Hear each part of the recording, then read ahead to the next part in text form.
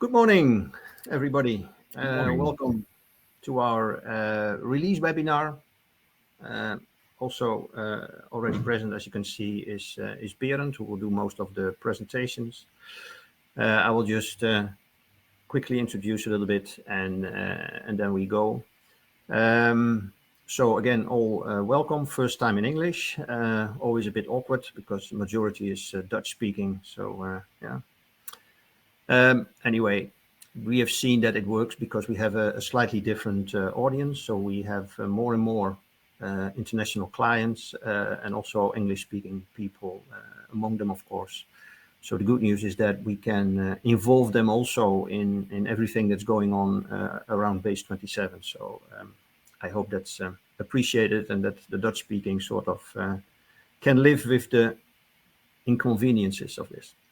Okie doke. Well, as usual, Berend will do the major bit, all the releases and updates and stuff. And I think what he will also announce is that, like last year, there will be a physical meeting end of the year for the Base27 users. We had one last year, which was a huge success. I can tell I was there, and it was highly appreciated.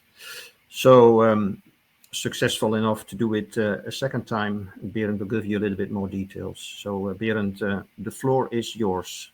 Okay, thank you, Eldert, and welcome all to our first English-based webinar about Base27, the updates of the last couple of releases. That's to say, I believe we had an update in June as well as last weekend, actually. So this is quite fresh, and I hope you will appreciate them, of course. So let me share my screen, and I will give you an overview of the topics.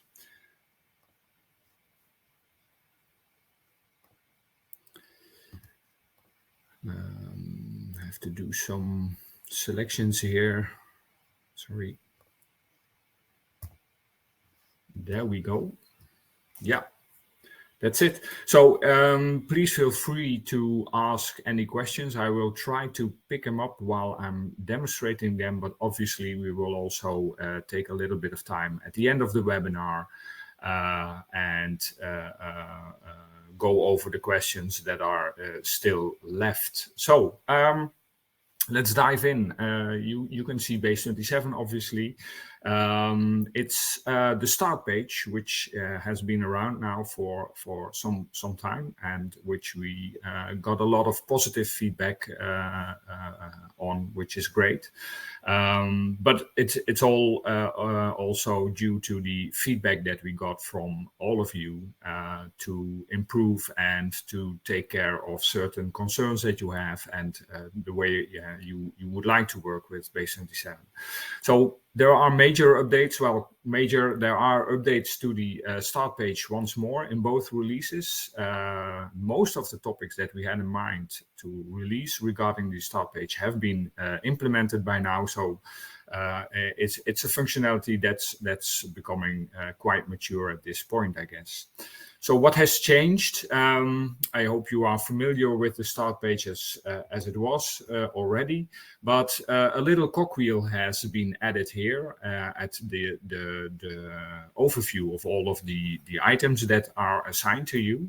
And with this cogwheel, I can choose to disable certain topics from my start page. So if I'm not interested in articles and reviews, maybe I don't want to see the audits, you can immediately see that they will disappear in the background. And maybe I'm not interested in exceptions as well. So for now, each time when I log in, these sections will not appear.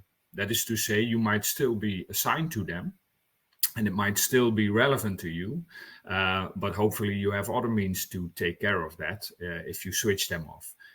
In the case that they are overdue, however, they will still appear, like these two audits, which I disabled in the sections overview. Now that they are overdue, they will appear in my overdue section because, well, we thought it wise not to leave them out in this case. But you can easily switch them on again, obviously, and they will reappear. Another change that we provided is the little filter option. It's a little bit hidden, I guess, on the top right of your start page, which allows you to do a filter of all of the items that you see here based on the deadline, the time in which it is planned. If it's not called a deadline, but more like an end date or something. So if I want to know what are the items that I should have been taken care of probably in the last 30 days, I can do so, and you can see, okay, so the system defines the date range that is applicable, and I can see, okay, so this was all applicable for me in the last 30 days in this case. Now, everything that's overdue is probably equally important, and maybe even more important as it becomes more overdue. But you can also look ahead, like the next 7 days or the next 30 days or the next month. So what is coming up in the next month? I can also make a quick selection there, look ahead and see that, okay, within the period of October, next month, I will have a countermeasure to take care of, and also 4 tasks that I need to, well, somehow pay attention to. So not only is it looking at your current assignments, but it's also looking forward to the next part. When I would reset these, I'm setting it back to all of my tasks assigned to me. I can also see that the bars that indicate the kind of the amount of items assigned to me, it's slightly different. Well, you have to know it, I guess. But if you have some assignments which are in the number of hundreds or more, previously the bars would scale to this maximum size, but we decided to make that a limited size, and therefore even when you have less, for example, only 2 incidents in respect to the 75 of the countermeasures, you can still see somewhat of the bar there. More importantly, when you click on such a section with the countermeasures in this case, you have the summaries on top as well. And previously they summarized all of the types, in this case, priorities that would apply. Or for example, the risk levels that would apply in terms of high, medium, low. But the ones with zeros are now by default hidden. So you saw that I was clicking on the expand button, and now the 0 buttons, or the 0 summaries, I should say, appear as well. What already was in there, but I'd like you to show that out as well. You can do a filter on it. So if I say I only want to view the normal priority risk, I can click on them, and the list below it will reduce to the 12 risks that have been prioritized as normal. Okay, so a few changes there which improve usability of the start page, I hope for all users, but a great request by many customers actually was regarding team assignments, and we still get questions which relate to that as well, in terms of, well, can I have my colleague do some work which I actually assign to another one? That's now possible. There are multiple options probably, but one of the options that I think will suit most of the organizations is by using team assignments. So what is it about? If enabled, I will show you that just a little bit later on. You get an extra option on your start page, not only listing the My Assignments, but also showing team assignments, which means that I can see all of the assignments of all the users that are also present in my team. And as such, I can even switch between multiple teams. So if I'm in the management team, I can see all of the tasks that are assigned to the management team or the users part of the management team. So in this case, that's not only me, it's also Helene, and I can even work on these items. Now, in terms of security, there's one catch you need to take care of. If your role doesn't allow you to view risks or view countermeasures or whatever, you are unable to view them in the team assignments as well. So you only see the elements, risks, countermeasures, incidents, whatever, that you are allowed to see according to the roles that you have as a user. So that's not expanding. It's only that based on the ownership, you get a broader view of all the assignments to all your team members. This is very helpful also for team leaders to have an overview of all of the stuff that is going on within the team and whether they do their job as intended. Now, how can we set this up? There is a little bit to arrange for that, because by default, you don't see it immediately. You have, as an administrator, you have to go to the setup, go to manage users, and for users in the team, you have to assign them to these teams. So in my case, my account was assigned to the teams of engineering and management, and I can see, okay, Erwin is also part of the engineering team, and I can see Helene is part of the management team. So I will, as being part of these teams, I will be able to view these content from their perspective as well. That's not the only thing that's needed.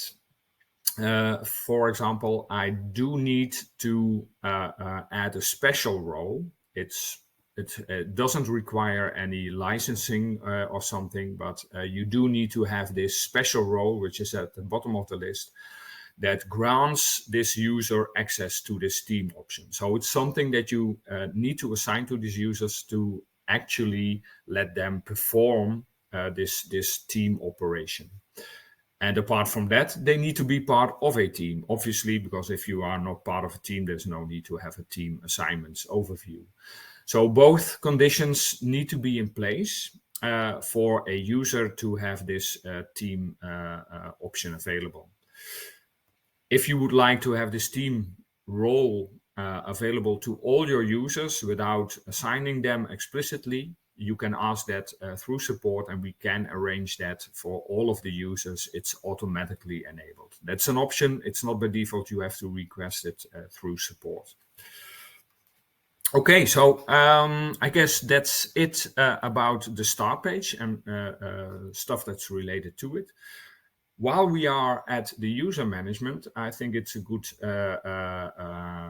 time to also indicate a feature that has been released in the last weekend, actually, which is about reassignment of tasks, risks, etc., through the means of a transferal. So if you have Helene and maybe she's leaving the company or she's going to do other work, or for any other reasons I can think of, you might want to transfer all of the assignments that Helene has to another user.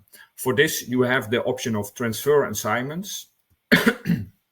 And when you select it, you can state which user should inherit the assignments made currently set to Helene.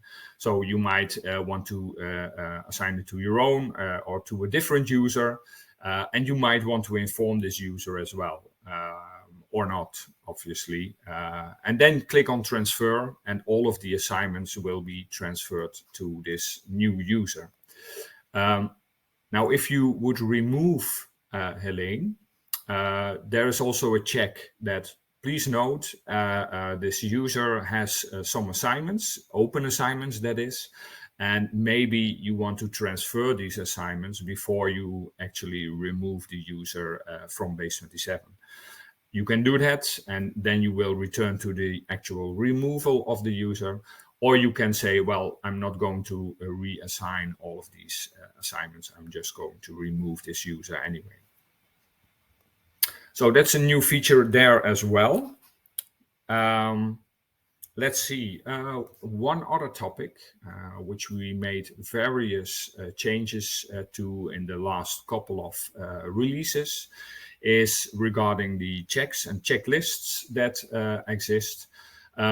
It's now possible for any check to determine whether or not, no, that's not correct, whether there is a finding being generated when there are non-conformities, and of which type of non-conformity that will result into. So if we have these authorization checks, for example, to the HR administration, it's in Dutch, apologies for that, for the HR administration, we can control which kind of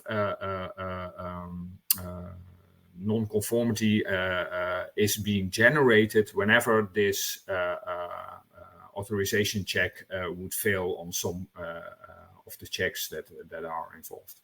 How can I set this up? We go to the cogwheel of the table, selecting additional columns, and here we have the column generate finding of type. I can also include an option for evidence required. And when I now say I'm going to edit the schedule, you can see that all of these checklists, they generate findings of a minor non-compliancy. But maybe for our hosting, whenever there's a non-conformity in terms of the authorizations, we find it more important and we want to have that a major non-compliancy. And that, of course, applies to all of the checklists that you have set up. And you can even choose to maybe say, okay, we are not going to generate a finding at all.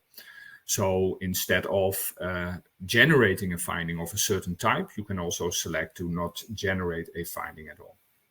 Note also that the evidence requirement can be set up here as well, which already was in there, but I just would like to point out this opportunity to configure your checks in this way.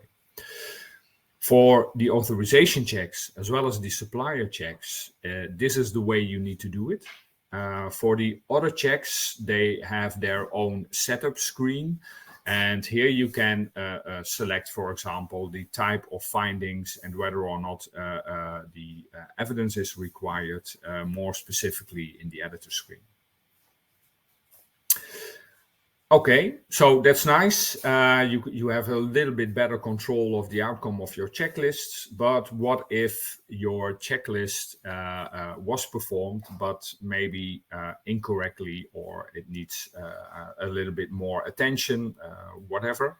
Because once a checklist has been completed, let's take a more recent one, I guess.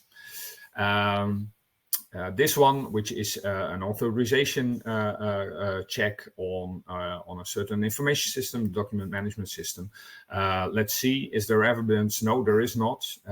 We might want to add this evidence, but yeah, we cannot do anything with this checklist anymore. So for administrators and administrators only, we can do a reopen. And if we reopen the checklists, the checklist becomes, well, basically available as it was just before submitting and completing the checklist by when it was actually performed. Now, I can make some changes. The owner can make some changes as well and provide additional information if you like. Again, there's one small catch. For example, in this case, we had a finding for this checklist. And if I would reopen it, the system warns me that, please note, there is a finding related to the checklist based on the previous outcome. If I reopen, this finding will still exist. It will not be removed or something. It will not be set to a certain state. It will remain in the state that it is. you might want to take care of that separately, but the system notifies you that this is actually the case. Okay, I see there is a question by Kevin. We have an Azure AD integration. What happens to the open task when I remove a user from Azure AD? I believe that the user is then automatically removed from Base27, but where do their tasks go then? Well, basically, first off, the users are not automatically removed from Base27 at this point. When you have such a connection set up, you are able to create users on the first login of these persons that use the single sign-on. However, removal is not automatic. We are setting up a connection to allow this provisioning and control through AD for also user removal, but at this stage that's not the case. So basically, within Base27, nothing happens if the user is removed from the AD. The only thing that has changed is that the user is unable to log into Base27.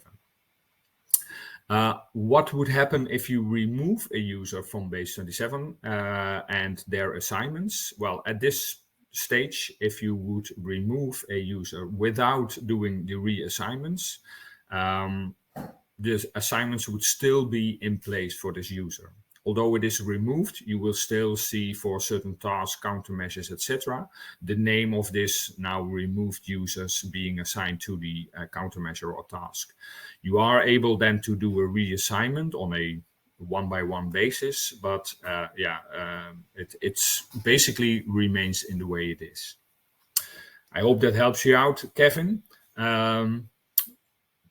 Great, thank you. I've done my part on the checklist as well. So if there are no questions on that topic, I would like to move forward to a new functionality, actually, which was not present in Base27 before, about objectives. It was obviously always a very important topic within the ISO security management systems to set up objectives and have them planned, organized, evaluated, etc. But applicable support within Base27 was not really apparent. Mostly it was done through documentation, not by making them explicit. Now this is a possibility to manage your objectives within Base27. In this case, I've set up a certain objective, a security awareness of staff members. Let's go into the details. And we can see, okay, there is a description there and some results that we want to achieve. And well, other typical fields like who's owner responsible for this objective, what type of objective, its status, deadline, etc. Kind of the basic fields. You can set it up, make it more explicit. After that, you can create an improvement plan or your means to achieve this objective by creating countermeasures, basically, like you do for risks or findings or incidents as well. So you create a plan, you take certain steps to reach the objectives. And you can assign them just like you do with all of the other assignments. Once they are completed, or maybe even before, probably even before, you can also make this objective more tangible by setting up KPIs. So in terms of the awareness for this objective that we have created, there are two KPIs created. One is with the awareness score in our online courses that we have set up, whether that is at least 95% or more, the current actual is at 96. It's going up, so that's great. But obviously, we also want to take a look at the incidents due to human error, which basically would be one of the goals to achieve. Now, such KPIs, you can see them from within the objectives, but they also appear in your measurements overview. For example, this incidence to human error. You can see, okay, that has been measured quite a long while ago. And last year, actually, we saw that it was increasing. We had a lot of threshold exceeding number of events due to human error. We want to reduce that, obviously. So luckily our actions are making some progress there, and we are now at least below the threshold of 3, which we had set up for this KPI. So in terms of evaluating the KPI, it's also possible to give this overview of the progress that you are making based on the KPIs that you set up. Okay, so I've now shown functionality available to all customers. One thing, the last topic I want to address today is about the question forms. It's something that not all customers have access to. It's part of the Enterprise Edition. But we do see that a lot of customers that do have this functionality make use of it more and more. So there's a lot of development involved there as well. And one of the developments is that we now have the possibility to not only create DPIAs based on question forms, which we already had for quite a while, but we made them a little bit more generic to make them also able to do some kind of risk analysis. So if you have this questionnaire, basically, you can indicate that you want to have a risk analysis of a certain type. Obviously, for DPIA, that would be a privacy type, but you can now also do it for an information security-based risk analysis or any of the other types that are common within Base27. Not only that, you can also say, okay, but let's limit the amount of threat models that we want to use within this questionnaire to a certain set of threat models, or none at all. That's also a possibility, obviously.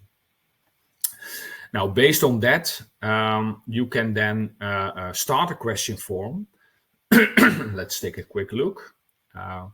In which you can fill out certain questions, which the question forms allows you to do in general, and obviously with all of the functionality with required additions, required attachments and stuff like that, but also have the risk management overview that you all know from the risk analysis overview in a more generic way, and also to have these threat models available, but based on configuration, not fixed like it was before, but based on configuration, and do your risk management on it.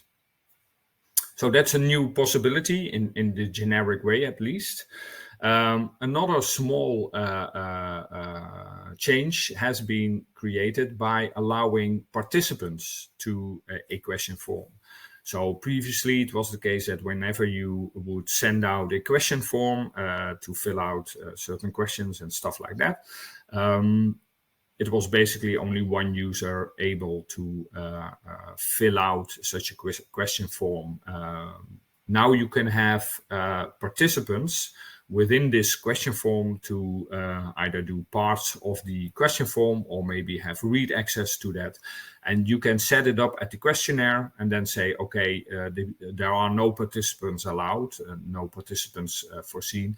You may add participants which can only read the question form, or you may set up participants that can not only read, but also edit, so participate in filling out the question form as well. If we do that, and we would set up a new question form, we get the opportunity to set certain participants. So it's by default assigned to me, but if I want Erwin to join me, in this case, for filling out the question form, that's an option I can now apply, and I can see here Erwin is a participant, that as well. And when Erwin would visit his start page, he would be able to contribute to this question form as well. Actually, the same form is also or questionnaire, I should say, a nice place to look at the other stuff that we have been creating.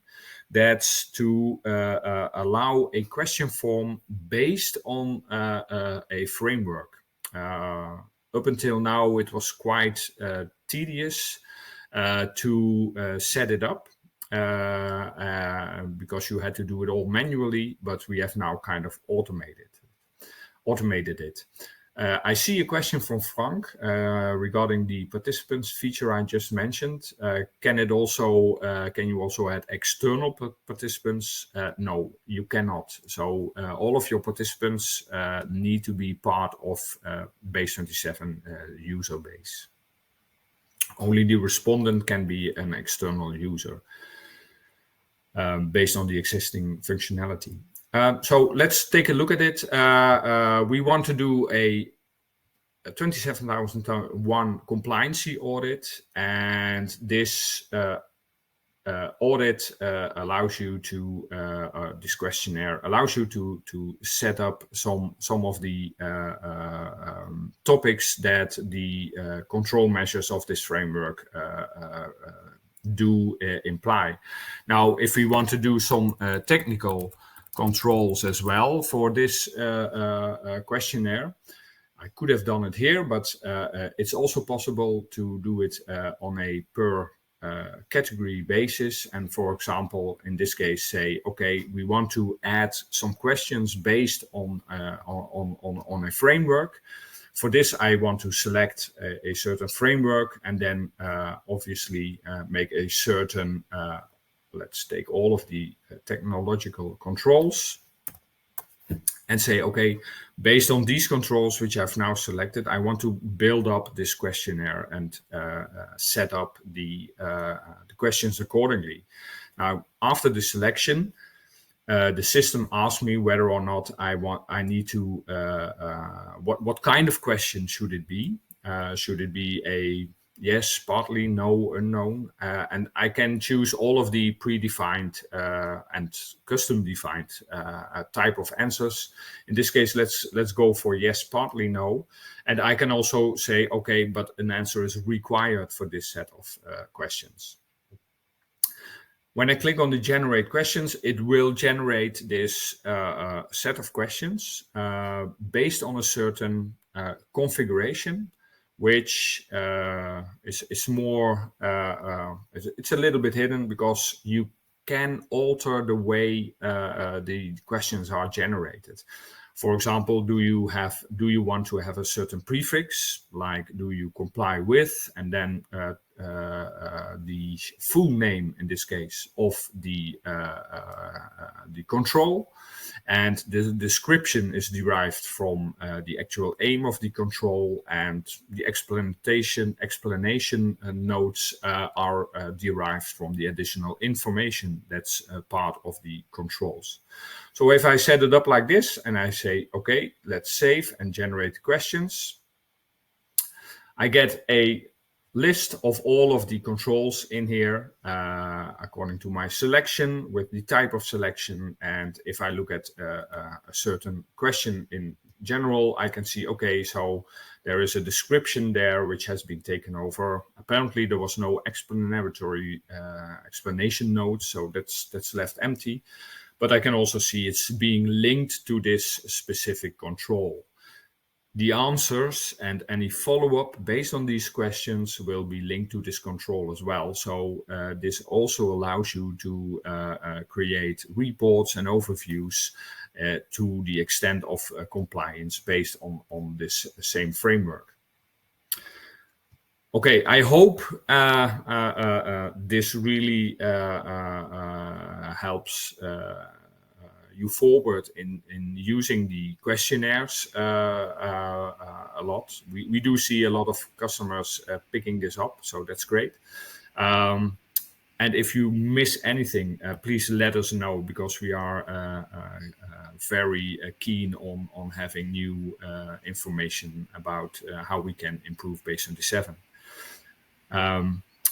Let me take the time also for now to thank some of you which participated in the user interviews which we conducted in the last couple of months, which was great. We had a lot of new information already, a lot of new ideas as well. And some of these ideas also gathered from the last customer event from last year, which Eldert mentioned. We will present on the next customer event, which is scheduled for the end of November, and which you soon will get an invitation to participate. You will be invited to our new offices in Enschede, and we would very much like to say a warm welcome to you all. For now, from my place, thank you. Maybe there are some questions left. Now's the time, I guess, or not, Eldert? No, yeah, they can always ask their questions. I mean, I get a lot of them daily almost, and some of them I share with you. But thank you, Berend. First of all, I have been learning again. So that's how it usually goes, because so much is happening every 2 months that it's hard work just to keep up. And what I like this time particularly is that, again, I think progress has been made on making the tool more efficient. So the whole idea of more compliancy, less cost. I see that. I am reading my notes here. So I think there we made, again, a nice step.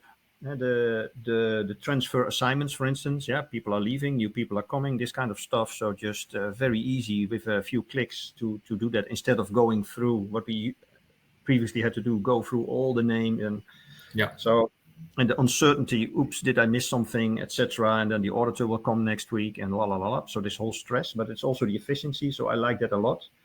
Checks, I'm also there. I think that you can just tick the boxes, etc., is really efficient. This is one of the things that people sort of anyway are scared of, especially at a new implementation. So I'm quite pleased with that. And what I also like, but that is a bit personal perhaps, is the thing about objectives, which I have been chasing for a while, but connected with the KPIs. And actually, one of the clients here in this meeting that we are working on this. So I think they will have looked at this with interest, because that is where we think, again, it is also getting extra added value for the company as a whole on visibility, where I'm, etc. So I think that was a nice one. So I'm quite curious about what you're going to show in a couple of months again. So thank you all. Questions, send them, call us, mail us, as you used to do. Help desk is always responding very quickly. At least that's what I hear from our clients. So make good use of it. See you next time. Okay, thank you all. Bye-bye. Bye-bye.